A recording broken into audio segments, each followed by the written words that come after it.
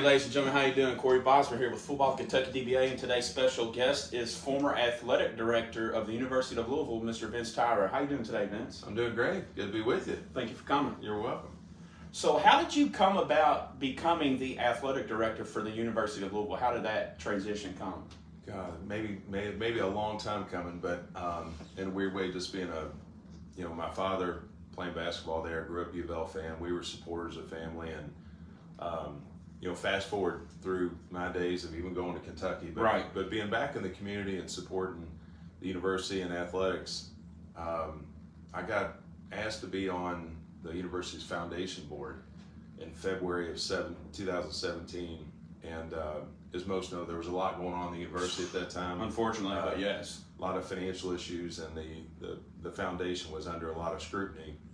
And I got asked by Diane Medley, who was the chair of the foundation, to come in, and they were, Jim Ramsey was now gone. They were just going to flush the thing and try to get things squared away, and they wanted somebody who had some financial background as well and cared about the university to come in and try to help. So I went in, 7 months in there of trying to figure out the problems, fix them. We had state audits, all kinds of third-party audits, and lo and behold, we get to September of 17, and most know what happened, but on a Tuesday, the world went nuts with the FBI and what was happening. Yeah. We got your playbook, which I don't think they did. They're just trying to call bluff at that point. Yeah. So, turn yourself in kind of thing. They don't do it as kids, they don't do it as adults. So. Right, for sure. But with that being said, that happened on Tuesday. I'm in the foundation's offices. We're preparing for a meeting on Thursday to present all the new changes to clean it up going forward. And on Thursday after the meeting, the Board of Trustees chair, David Grissman, who I just met 7 months before, said, hey, we got to get a new basketball coach. Replace Rick. We've got him. They had obviously suspended Rick and Tom. What do you think about David Padgett? And I just remember saying, at this point, David's really well liked by the players. He really was. Yeah. Respected by everybody in that community. Yeah. And the fans were worried about the players. The players are, worried about David, and the best mix was to have David step up. Even though he didn't have the experience, he could probably pull together the kids in a really tough situation. For sure. And he did. Yeah. He did. David. And he worked it. He did a good job. It was very difficult circumstances. I don't think most don't. I wouldn't say everybody doesn't, but have an appreciation of how well he did in that circumstance. I think folks do now. Yeah, I think they folks do understand now, but like in the heat of things, they didn't. You're right. Yeah. The same for Chris Mack. I mean, when I try to explain where it is, but anyways, with that being said, that happened on Thursday, and then that Thursday night, David called me. My wife and I were going somewhere in the car, and I get the call, and he's saying, "Hey, we got to figure out an athletic director as well. I think we're comfortable naming David. We got to get an athletic director. There's been some names thrown to me. I want to run them by you." So I can't right now, but let's talk in the morning. We talked in the morning. I felt like he was throwing bait in the water. I was sitting on the couch. My wife was like, it feels like he's leaning towards you to say something. What about you? To help. Want to do it? And I knew, I won't mention the other candidates, but they weren't the right candidates for us at that time. I just knew that. And it wasn't because I wanted to be it. I was trying to find the best one. Outside looking in, you knew. Gotcha. Yeah, for where we were and the complexities, because I knew there was more than just basketball, and because I knew enough of the staff there that knows what was going on. But so that turned into Friday night another discussion, and he said, "Would you meet with Dr. Postal on Saturday at the football game to talk about us trying to find a potential AD?" Everybody knows the story. I go over in my shorts and t-shirt with my kids and have a beer and meet with Dr. Postal, and we got into a pretty healthy discussion before the game, and it went all the way through halftime. And of course, my family's probably wondering where I am, but we had a real business discussion going on in the suite and talked about all the different nuances, and then obviously talked about potentially taking this on seriously. We met again on Monday, and Monday I agreed to do it. And on Tuesday, right away, they said, we're going to call a press conference right away. We need to put something, calm people down. And so it happened pretty quick. Right. I didn't realize it happened that quick. Yeah. From a Thursday night, hey, what do you think? We talk on Friday, to another discussion. remember calling Dan McDonald. I think Friday night, I called Dan because he was been a longtime friend as well, and said I need to talk to you about stepping in as he was the one I took in confidence, and I remember stepping out of a restaurant to talk to him that night, and then I went and met him. He was scouting on Saturday, AAU ball, travel ball over. He's always scouting, doing good. He was over Bellarmine, and I drove over there and met him along the fence. We stood along the left field line at Bellarmine. I don't think I've ever told this story. Hey, you got it. Hey, by any means necessary. Yeah. By any means necessary. So yeah, I don't think people ever knew this part. Not that they care, but it's still good to know. Yeah. I didn't know that. So Dan and I talked a little bit about it, and then I had time to talk to Lori about it. I was fixing a company in Florida at the time. I was the interim CEO. I was the chairman. I had to step in and replace the CEO. So I was in a pickle because I was helping fix. Really tied in at the moment, yeah. So I had to call my partners and say, hey, I need to step away for about 3 to 6 months. I want to help this university. I want to help fix this problem, get it back on its feet, or best I can. And I was naive to believe that 6 months would be enough. But we got the company in good shape. They kind of stepped back in. I'm still chairman of that company to this day. Really? And the company's done fine with the guy who came in. But anyways, it's kind of how it all kind of moved around. I had to, a lot of phone calls, a lot of thinking, and then talk to my kids, because that's important. You got to, yeah. We knew, Lori and I felt like we knew we were committing to, because it was going to be a lot of long hours, and frankly, going to take a lot of arrows. We weren't naive to the fact that trying to replace Tom Jurich and Rick Pitino was going to be, like, it wasn't going to be not an easy feat. No matter if you made all the right decisions, because people were emotional about those things. Oh, absolutely. So they were tied into them individuals a lot. So, there's a lot of good things that happen, and then there's other things that happen. And I think, we judge a lot by wins, not everything that's going on. But, and I just knew that was going to be, if I was going to have to make some tough decisions, which I was ready to do, and anytime I've taken on a turnaround situation or a problem situation, you got to be fearless to do the right thing. And I've always had that trait where I have the thick skin that I don't care what people say if I'm doing the right thing. I just in that position, you have to have that. Yeah, especially in this town.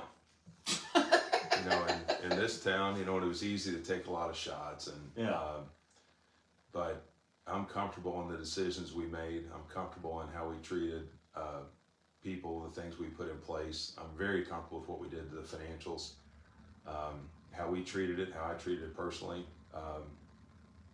Just during that time, the way I handled my own compensation, giving back and donating and surrendering bonuses, all those kind of things were for the school and for the good of it. I could easily. So a lot of people don't know that, what you just said, surrendering bonuses and stuff like that. People don't understand how much really truly goes into it, how many personal sacrifices you have to make just to hope that it can be successful. Yeah, it's, and who would have thought COVID was going to come along, which really mucked it up even more, because, we were on a good path to straighten things out, get some good policies in place, how we're handling the financials.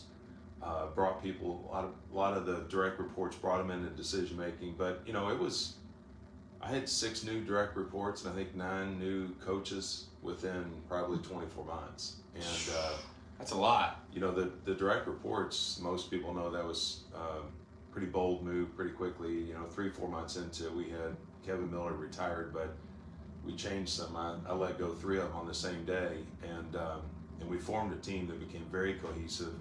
Recruited Josh back later to come in and be the deputy AD, and that's worked out well and has now put us in a good spot. But really good leadership in there today. Really set well financially.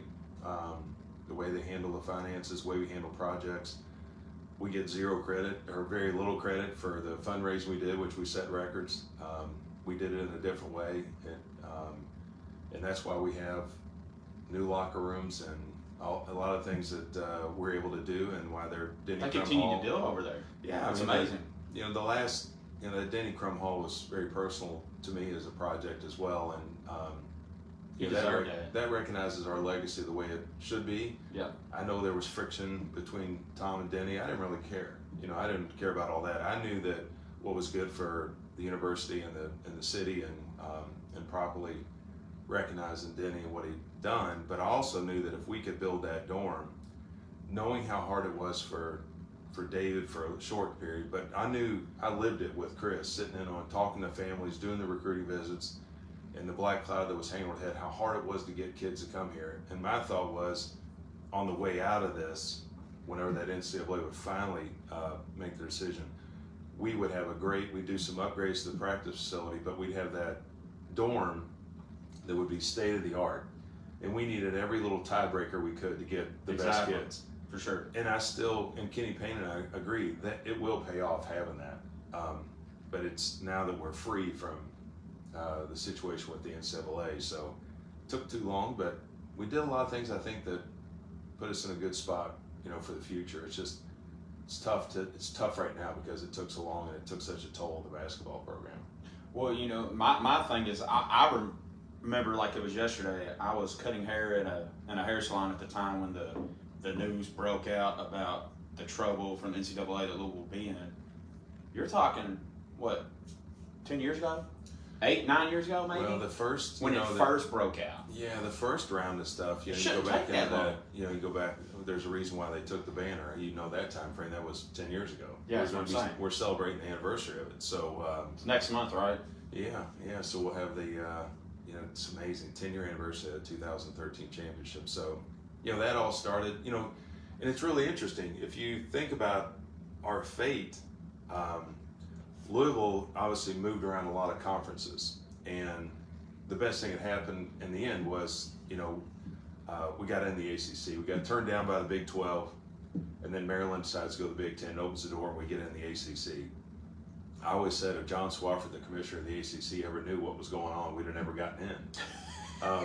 Because as it turns out, we got in the ACC at the same time that the NCAA violations were going on. Yeah. And ACC prided themselves on, just not having a lot of NCAA violations. So we weren't exactly the poster child for the ACC and the academics at the time. And I think we were on the fringe. We got in, which was amazing, terrific. Kudos to Dr. Ramsey and Tom for getting us in there. But at the same time, the other trouble going on, I think if John Swofford knew that, and no one didn't until later, knew what was going on, whatever, a couple of years later, that'd been difficult for us to probably swap and get in that conference. So if you're saying there was a chance that Louisville wouldn't have been able to get an ACC with Louisville out of the old conference, what could have? We'd still be playing Cincinnati and Memphis, Woo! Tulane and those schools. Who knows? I mean, the Big East kind of obviously turned into more of a basketball school. Maybe we'd been there, maybe not. Yeah. But there's a lot of things we were able to, timing wise, we navigated it, and thankfully we are where we are. We got a chance to reset now that the NCAA's behind, and all the other programs are doing great. I mean, that's the thing, is all the other sports programs are doing really well. I mean, Jeff Walls and Dan McDonald, these guys are fantastic. Justine Sowery, people wouldn't even probably know. Our field hockey was #1 a couple years in a row, recently, and swimming with Arthur. I could brag about all these fantastic coaches, and some ones we brought in had early success. It's cool to watch. It's unfortunate that people focus on the negative with the stuff surrounding like athletics, football / basketball. It takes away from all the tremendous great things like you were just pointing out, all the other athletics dominating. Yeah. It's unfortunate that that happened. It's, we were generating, even though when COVID hit, our fiscal year ended June 30th, that 2020, and we were on path to have a profit of about $5 million in the athletic department. Really? And that's impressive. I think we ended up 4.3. We'd have to go back and look, but that's all public, so we could look and see. But COVID hurt us and probably cost us another $1 million to $1.5 million that year because the NCAA tournament didn't play and a lot of things happened. We could have generated even more, and we had unexpected expenses with no revenue those last few months. But it was in really good shape. Basketball was, think about COVID, where it was. We were number 12, I think, at the time, going to the ACC tournament when that all happened. But my point is, we were in a good shape financially. We were doing pretty well. Chris was hanging in there trying to get some recruits. And then COVID came and it became a challenge. And, we got recognized as the best, financially performing, athletic department in the ACC and one of the top in the country that Awesome. year. Navigating through it all wasn't easy, but to keep our, Big Ten schools were losing 40 to 50, 60 million. That was widely publicized, and we lost That's three. a lot. So we lost 3 million that year after making 4.3 the year before. So between the 2 years, we were one of the few, if not, I don't know how many, if not the only one, whatever, that could say that we, on the plus side of things financially, that we ended up from COVID to the next year, ended up in a good spot. And I feel like we were off to another good spot. Mm-hmm. I think Jeff Spolker runs our financials in there. Good place. So I think there's stability there. We just got to get the basketball back. Everybody knows that. So how did the hiring of Scott Satterfield come about? Now we all know how, we could talk on that for days, how that happened. Yep. That the end of it. Yep. How did it go about finding Scott and bringing him on as the coach at the time? Yeah, so when you're doing that, you're obviously, our season wasn't going well, as everybody knew, and there was things off in the locker room and off the field I didn't care for it, and our program at that time made the change. But you don't start looking for a coach at the last second. So, I was looking at a lot of people at that time. Matt Campbell, that was at Iowa State, and Dino Bay was up at Syracuse. We had Barry Odom, who's now at UNLV, was at Missouri. There was a lot of coaches who reached out and wanted this job too. But really, but Scott was one that Neil Brown, who went to West Virginia. He was at Troy. He's from Kentucky and had coached at the University of Kentucky. Had good roots here. He was a terrific candidate. And there was others. I'm probably saying names that people didn't know or don't need to know. But with Scott, App State had done great things, and he had come in at a time where they went from FCS to FBS and kept winning. So they'd stepped up. He had an exciting offense, known as one of the more innovative guys. And I mean, people may not like every play call, but while he was here, we put up points and a lot of yards. I mean, we're 400 plus yards a game and 35, 40 points a game in his time here. And he was a program builder. He wasn't a guy that was going to go do it, as you can see, like he'd navigate really quick and bet the house on a year. He is a program builder. And then when he took App State slowly, from where they were into winning the conference, I think the last 2 years and then again, and they were ranked that last year, it was clear that what we needed, I felt like, was somebody that would be a program builder. Someone with patience. Yeah. I think part of the problem is Scott's not the most outgoing, dynamic personality as most know. It's just not. He's more of an introvert than not. And it's hard for him to tell people what he's doing with the program and how he was doing it. It's all being judged on wins and losses, and people have lost their patience with him when he took a peek at South Carolina. Even I did. At that time. For me, he came back to haunt him. Yeah, to me, that's the main thing, I think, from the outside looking in perspective of the main issues that people have with Scott. Yeah. It ain't that you did it.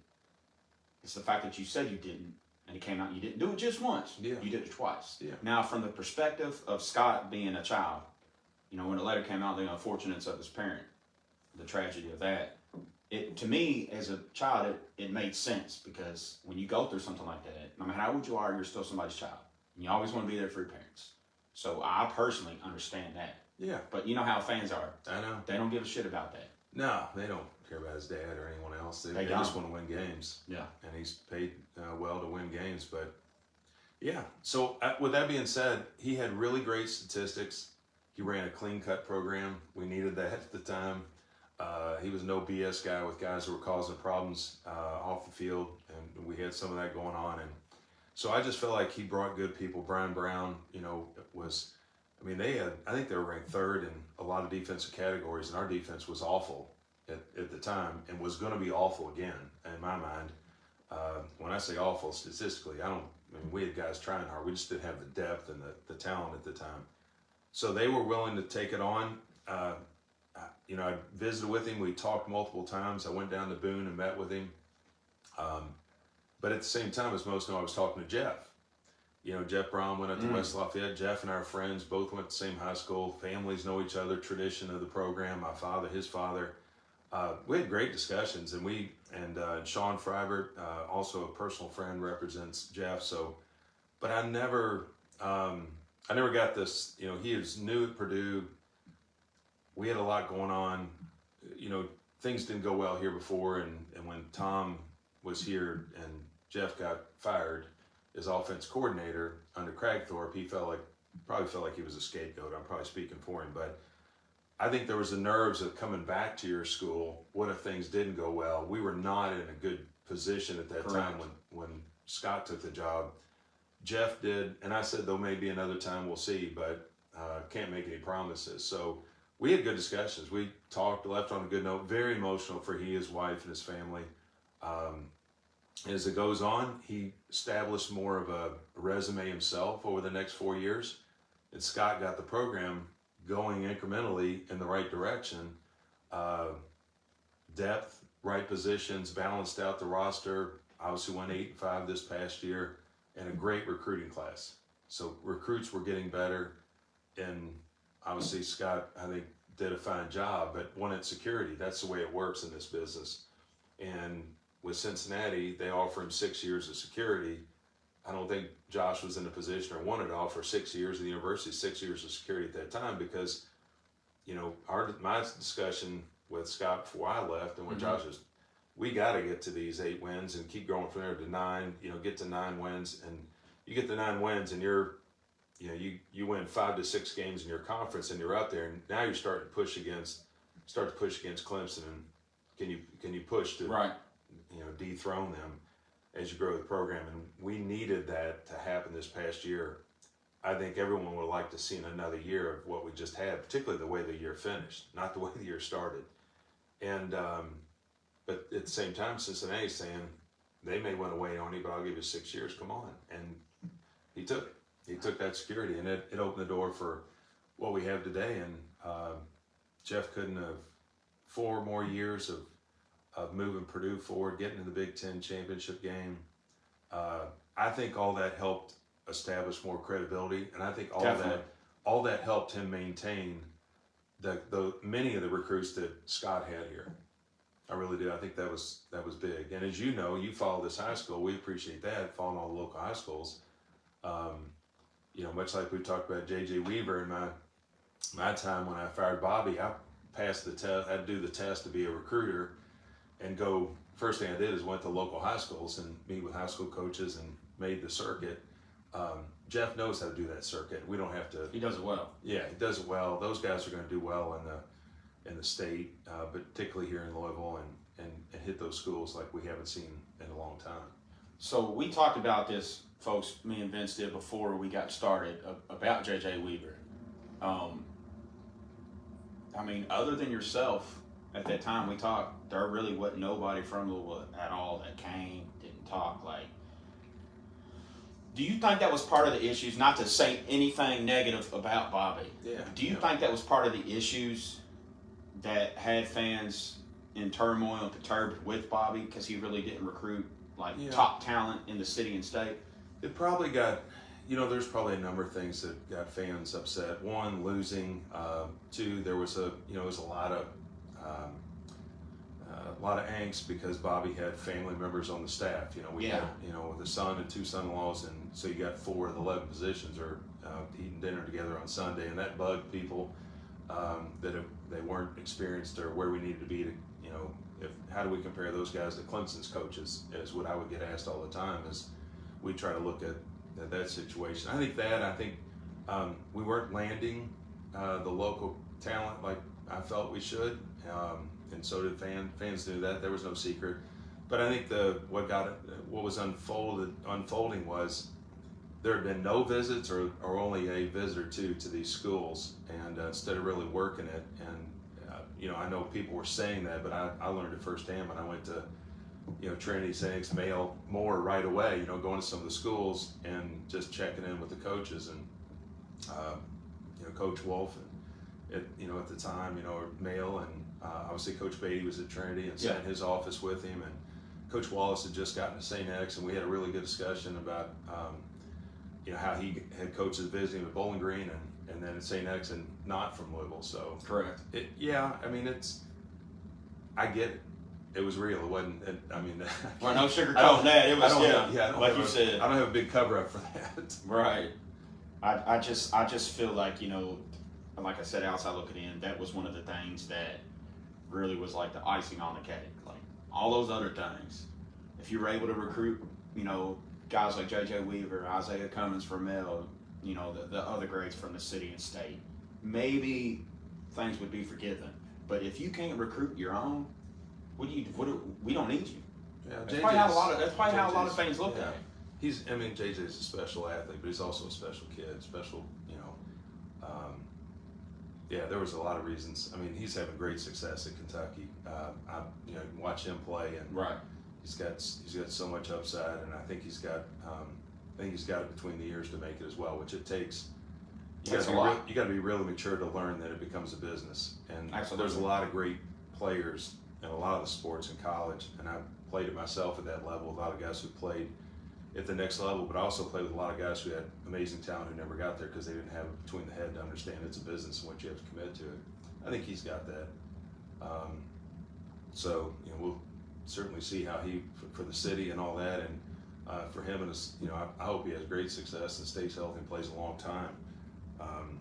Certainly wish he'd have been wearing the red, but I we were late to the game, and I think Kentucky done a great job recruiting him, and I think had him where he understood what role he would play there, and we were late, and it's hard to. He wasn't going to be playing for the athletic director. He was just being recruited by an athletic director. Correct. And sitting in his high school, more high school. So, but I, obviously was going to look over him if he was there. So, still interested in seeing him be successful. Definitely. So I want to switch gears, go to basketball, and then come back to football. How did hiring Chris Mack come about? And then we all know, unfortunately, what happened there. Yeah.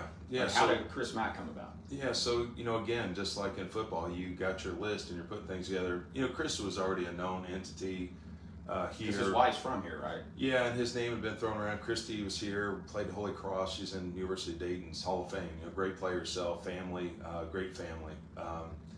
And Chris and Christy have a great family. Their kids, they're terrific people. But so as we started going through the list, here you got Chris, obviously had been National Coach of the Year. The next year, he was Big East Coach of the Year over Jay Wright, who won the national championship that year. Every call was talking about his competitive fire, his ability to develop players, recruit. He was savvy about tough defenses and all those kind of things, and getting the best out of players. And I think that I thought he fit too because he had that mentality, like the cardinal bird head has. What birds have teeth, right? So I would say like the bird represents like that gritty, tough, Louisville, and that's my view of what the university is about, kind of that tough, competitive, blue collar, outwork the other person, be in better shape. Chris represented a lot of those things too. Obviously, when I talked to him, there was interest. I talked to his agent, Jason. We had a couple of good discussions in private, and then. I went up to his house. I don't remember if it was twice, 2 times. The last time, our women were playing in Lexington in the NCAA tournament. It was snowing like crazy that day, and I remember leaving Lexington. Instead of going back to the team hotel, I drove to Chris's house in northern Kentucky and pulled right into the garage.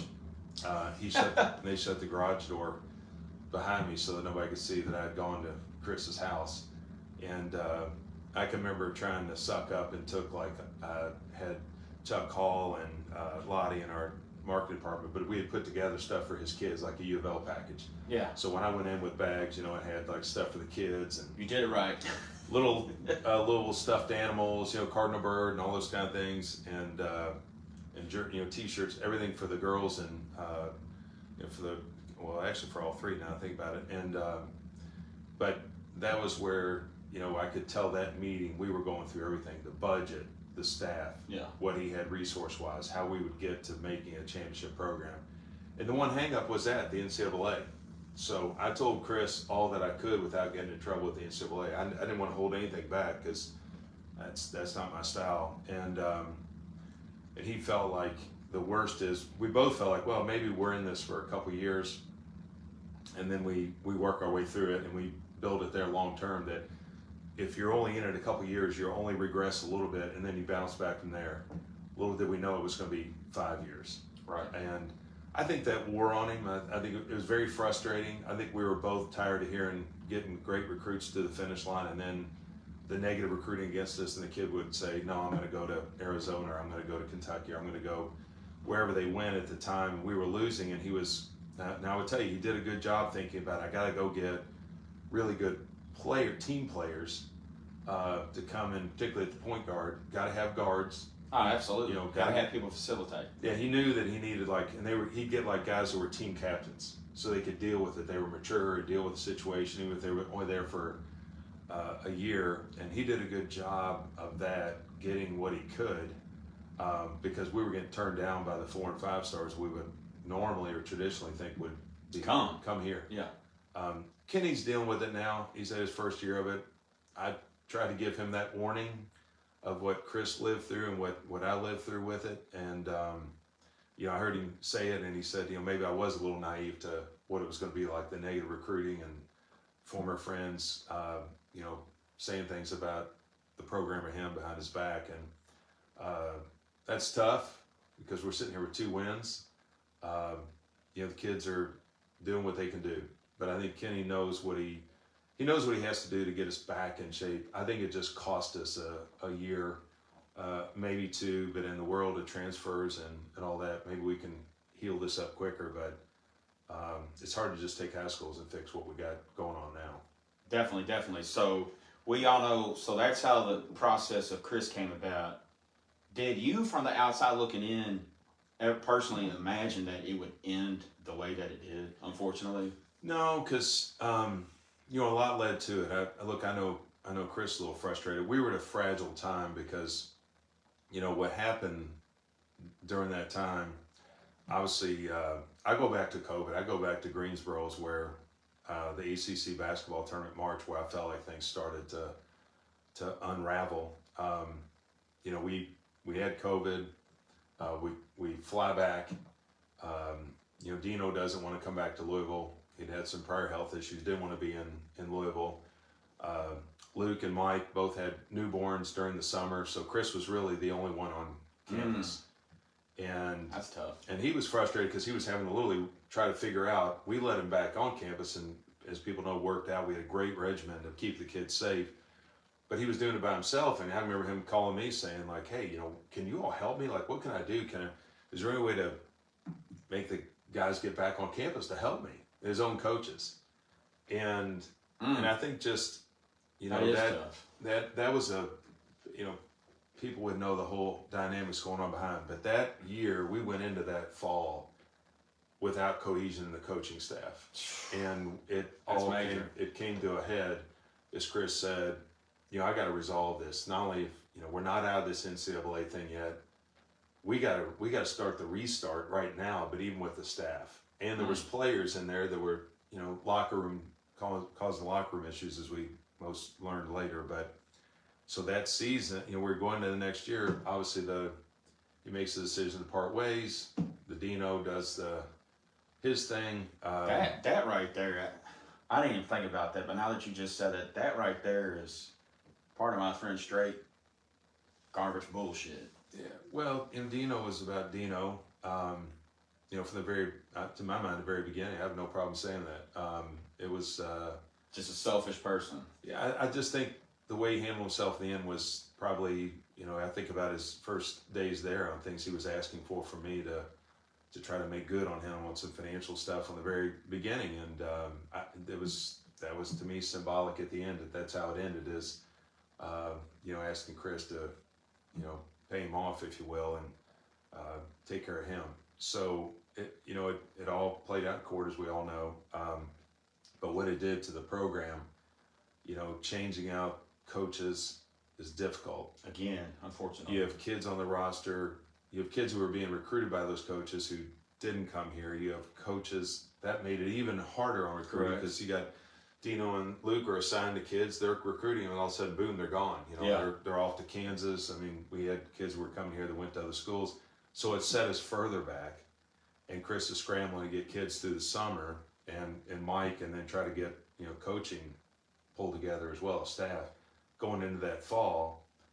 As most know, there was a lot of discussions on what to do with Chris, and I don't think the board and the president and myself were on the same page. Correct. All due respect to those individuals, I don't think there wasn't much experience to having to deal with, not that everybody would in NCAA, these kind of issues and understanding them, but everybody thought the worst case scenario, and I think maybe they believed what they read in the paper about the death penalty, but I had a different view. We had a different view on where we should go with it, but in the end, won't get into all the details. We ended up with a 6-game suspension for Chris. After all that just went on with Dino and Luke and players decommitting and all that, more fracturing, couldn't be with the team to start the season, and it all started back, I swear I always say it all started back in that 2020 in Greensboro, and our program, some of it had to do with the NCAA, some of it didn't. So was that the year that Louisville started the year #1? His first year we were got to be #1, and then the second year we were up there, and then we'd slipped back. We lost a few games in the middle of the season. So we'd gone. I think we dropped back to Jordan Moore had a little bit of a, Jordan could be temperamental at times, and he had one of those spats, during the middle of the season. But we were ranked, I think, 12th at the time. But we were back in sync. Going Chris, Jordan, the team, we were playing well. We're going to the ACC tournament, and honestly, we went there thinking we're going to win it. Like our guys felt we had great chemistry going to that Greensboro tournament. It was no better time, even with the BS we dealt with during the season, of losing to Clemson at Clemson, and we got it together. Chris did a good job pulling them back together. They were cohesive, and I couldn't wait. I mean, I was so excited about the postseason, and then boom, the COVID hits. And like I said, all those things that happened in the program behind the scenes, along with what was happening in NCAA, couldn't have been a worse timing of all of it. And then, unfortunately, for Chris too, and for us, he got frustrated, got upset. I was gone then. He and I could tell each other to F off in a one-on-one room, which we would have that was my style with coaches. I just shoot it straight, and he and I would shoot it straight. Sometimes he didn't like it, sometimes I didn't like it, but we got along really well, and we got along well off the court. Yeah. Great respect, and he's a great coach, and I don't know if he'll coach again or not, but I know my phone's rang a lot for him, and people think he's an awesome coach. He is an awesome coach. We just had a lot of circumstances going on here, so I know our fans start to doubt his ability or talent. It's there. Individuals, fans, whoever in life will always doubt when there's not positivity coming. Just because there isn't doesn't mean it's not going to be there. It can't come. So like you said, it's unfortunate for Chris. How does an individual like yourself blur out the garbage that people spew your way? Being a Kentucky graduate, to Kentucky athlete, being the son of a former Louisville star, and then coming in the transitional phase of the University of Louisville. How does a person like you handle that? How do you just say F off in a polite way? Well, I guess I know you put up with a lot. Yeah, no, as you quite still do. Yeah. You're never in a good spot when you grow up a fan of one, go to the other, and then the AD of another, and you're still, my teammates in Kentucky want to get together reunions and all that, and so that doesn't go away. But I took a little bit of a different approach. I just embraced it. I embraced it in the sense that we're lucky to have two great universities here. We're lucky to have two great universities who have amazing athletics. We truly are. I mean, how spoiled are we in this state with what we have and how competitive? Yeah, I mean, that's the cool thing is winning national championships, going to bowl games, College World Series, all the things we've accomplished, Final Fours in the other sports. It's neat to be in the mix of that, and I took it as a positive that I love the passion of the fans in this state, and certainly for Louisville that I'm more familiar with. But in Kentucky, the fans are passionate. You can see it right now with Coach Cal. My gosh, he's going through. Feels like a little bit of the situation with Chris when fans start to turn. Then it's like the two guys in the Muppets. They're sitting up in their balcony and they're oh yeah, things are good now. Well, they're okay. No, they're Two bad. guys Yeah, in the they're office. terrible. Bad. You know, that's our fans, right? Yeah. As I always think it's like the Muppets, where they kind of roll forgot all together. about them over Yeah, there. so it could start out one way and then go back the Yeah. other. But I mean, like I said, I've got thick skin. I've been fortunate to run some companies. I've had to make some tough decisions running companies. It prepared me for when you got to make tough decisions on individuals or issues. And you know, I teach leadership. I helped put a leadership program in at the University of Louisville in the business school. Funded it. Ethical leadership was around it. Correct. And the whole thesis is around that. You know, strong culture and being fearless to do the right thing.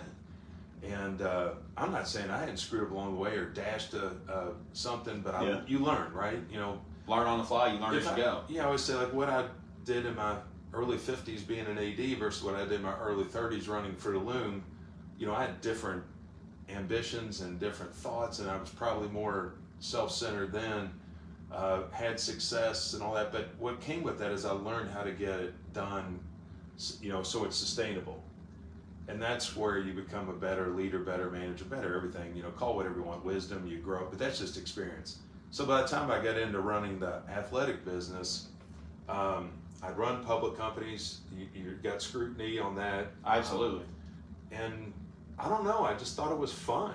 I just, you know, I thought it was, you know, like I would laugh at there's some funny stuff. I mean, the stuff you see on social media and stuff, I can only some imagine. of the things they'd say about me or things or Louisville, whatever. I mean, they're belly laughers. I mean, I got a kick out of it, and so it never really bothered me. You know, the things that bothered me more were, and probably didn't need to, but I didn't know how long I was going to be at Louisville, so I felt like I was pressuring myself to get so much done and work so hard without knowing the end result as far as timing. Yeah, and I just wanted to put it in the best place and have the best for the kids, best place financially, something where when I handed it off, somebody would come in and say, God, you know, I'm appreciative. I didn't really care if the fans knew what I was doing or where we were. I was, in that sense, because they don't get to see it, so it's hard. What I cared about the fans is they have a damn good time, and we're putting out the best product we can when they come and support and go to the events and buy their tickets and bring their family, whatever, and you know, try to create the best value, even, you know, from concessions to park, whatever it is. That part of it was fun, and those were the decisions I think fans would, if I changed something related to the fans I thought was better, you're never going to have 100%. You're just going to have fans that are going to be upset, and they're going to write you a nasty gram, and you know, and you just go with it. But on the part on the UK, let me back up, and I know I'm long-winded in this answer. No, you're good, because I got some sound you. When I got there, you know, I had to create a second email address, because when I got there, everyone was writing in to Vince at Go Cards, and it'd be this thick. I'd have my assistant Kelly Anderson print them out, and I'd have emails that were that thick. And then Mark Church was there at the time, and you know, of course, he was saying everybody's complaining about Rick and Tom, and that we're going in the toilet to death penalty, and they bring the stack on. And as the story goes, most people know, I would get up back then and go in around 4:30, 5 in the morning, and I'd respond to those people one by one.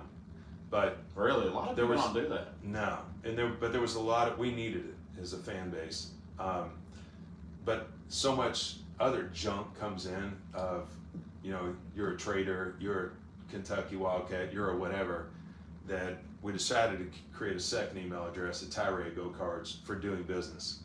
So all of that, Vince at Go Cards went to Kelly, Tyra Go Cards went to me. Yeah. She was the crap detective that would go through all the emails and figure out what was worthy of me dealing with and what was not, which most of it was not at the time. That's definitely. So a couple more things to talk about for me in this great conversation. On Kentucky, when you talk about Calipari, it just made me think about it.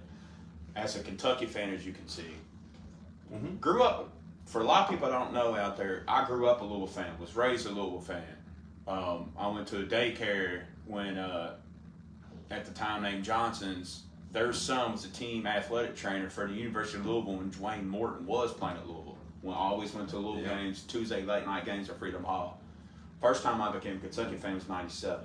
But backtrack, fast forward, Kentucky fans in general, specifically basketball, have unrealistic expectations every year.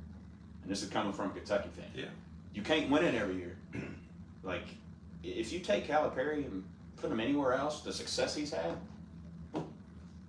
he's a golden guy.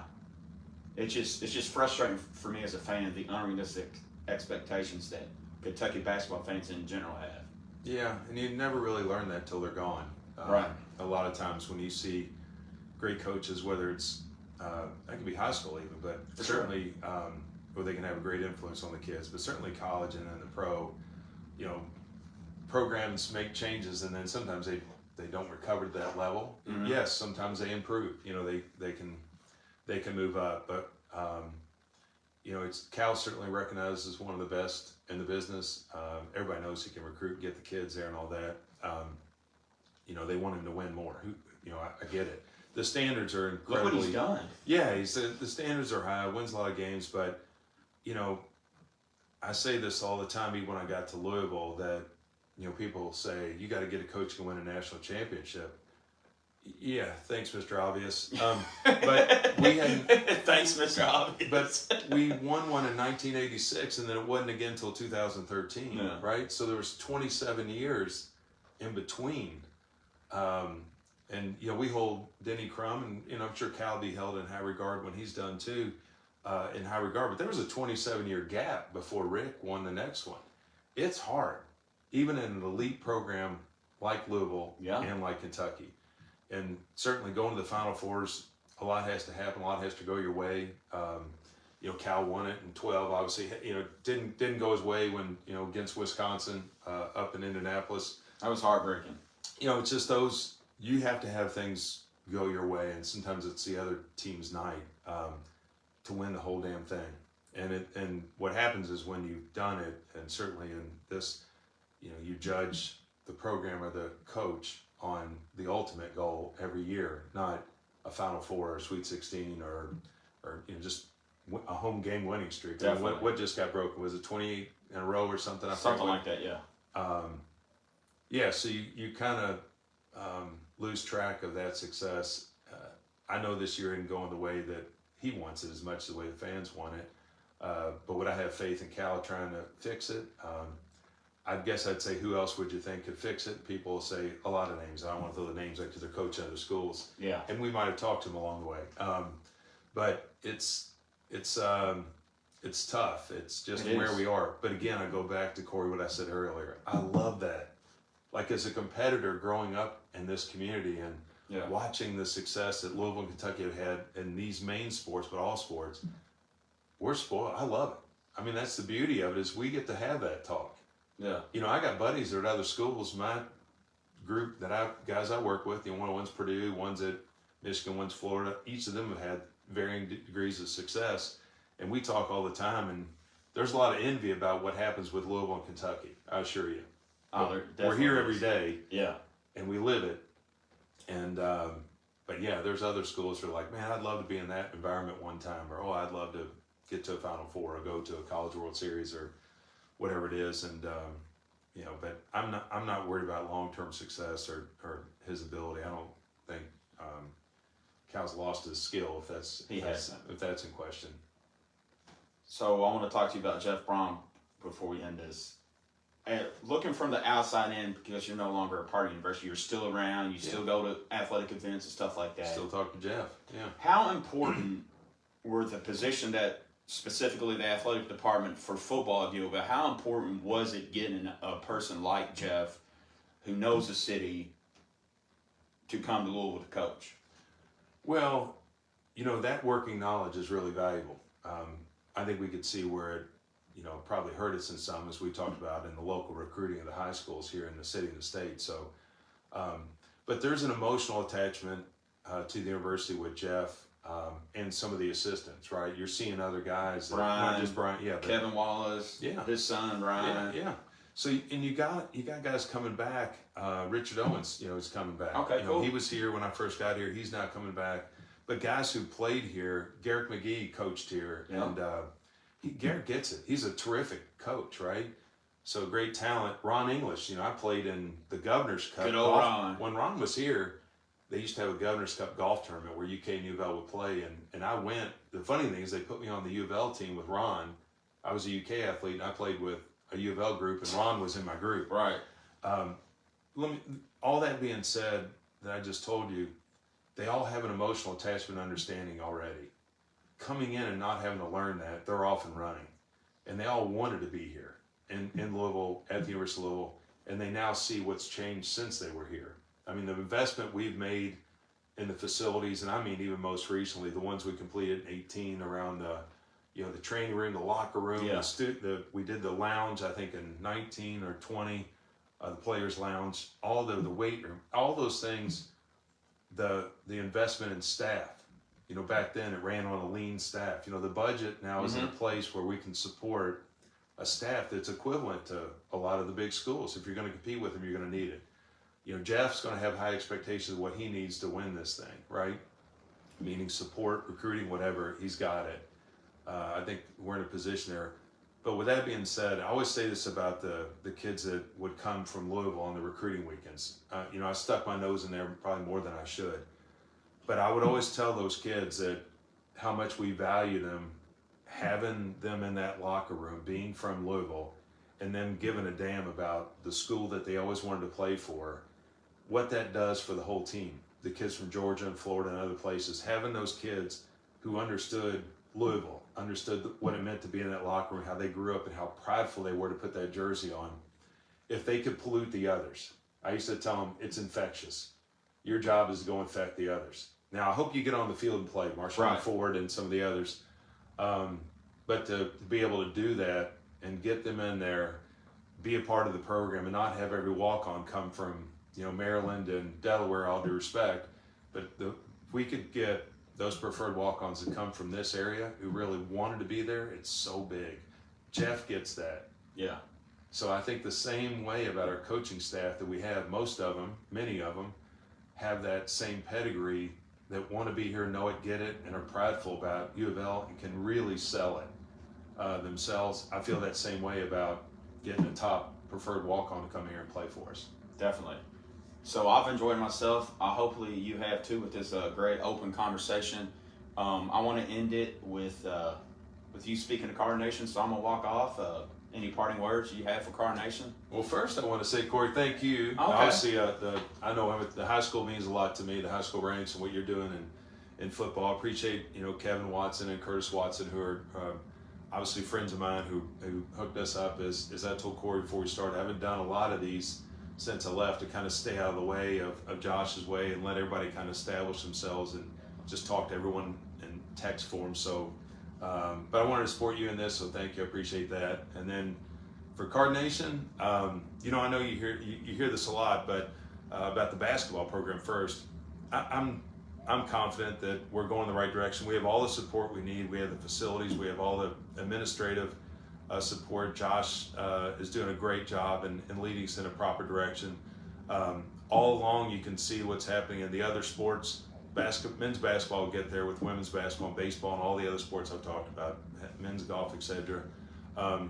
Yes, be patient. Yes, be supportive. I know our core fans show up for those games. I've been in that arena, and I will tell you this, you're still loud. There'll be more of you next year. We'll win more games next year, and it'll get back to where we've been in the past. I'm not worried about getting back. So I know it's testing your emotions and patience, but hang in there. On the football side, we pushed hard to invest in that program to get it to where it can compete with Clemson. Everybody knows where that's the poster child of the conference, and I feel like we're there. I feel like we really are close. You can see what's coming here in talent. And I feel like we have the coaching staff to compete with the coaching staff of Clemson.